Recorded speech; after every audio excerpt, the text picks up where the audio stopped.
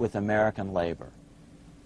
In other words, money is being consolidated in fewer and fewer hands as never before in the history of this nation or the world. Without reform, the American middle class will soon be extinct, leaving only the very rich few and the very many poor, as has already occurred in most of the world. We've been warned of all this by congressmen, presidents, industrialists, and economists down through the years. Religious leaders, too, have seen the danger. About 1898, during the time of William Jennings Bryan, Pope Leo XIII put it this way: on the one side, there is the party which holds the power because it holds the wealth, which has in its grasp all labor and all trade, which manipulates for its own benefit and its own purposes all the sources of supply, and which is powerfully represented in the councils of state itself. On the other side, there is the needy and powerless multitude, sore and suffering. Rapacious usury, which, although more than once condemned by the Church, is nevertheless under a different form, but with the same guilt, still practiced by avaricious and grasping men, so that a small number of very rich men have been able to lay upon the masses of the poor a yoke little better than slavery itself.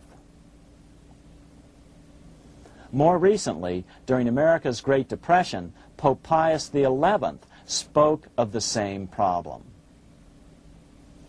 In our days, not alone is wealth accumulated, but immense power and despotic economic domination is concentrated in the hands of a few. This power becomes particularly irresistible when exercised by those who, because they hold and control money, are able also to govern credit and determine its allotment.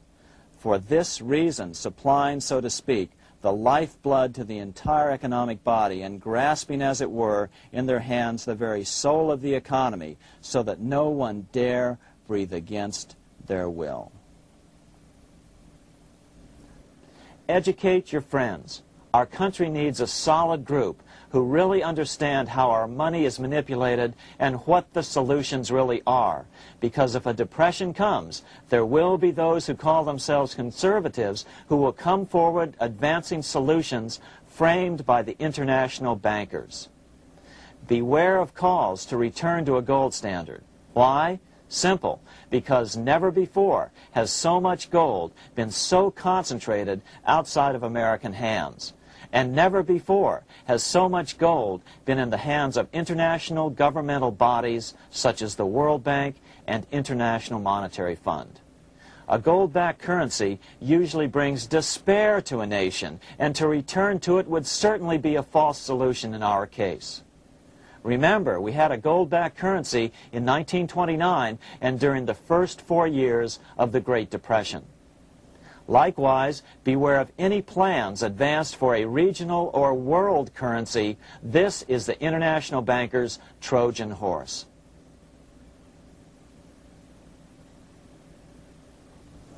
Educate your member of Congress.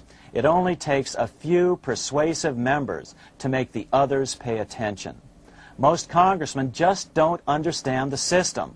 Some understand it, but are so influenced by bank-packed contributions that they ignore it, not realizing the gravity of their neglect. We hope we've made a valuable contribution to the national debate on monetary reform. It remains for each man to do his duty, consistent with his state in life. May God give us the light to help reform our nation and ourselves.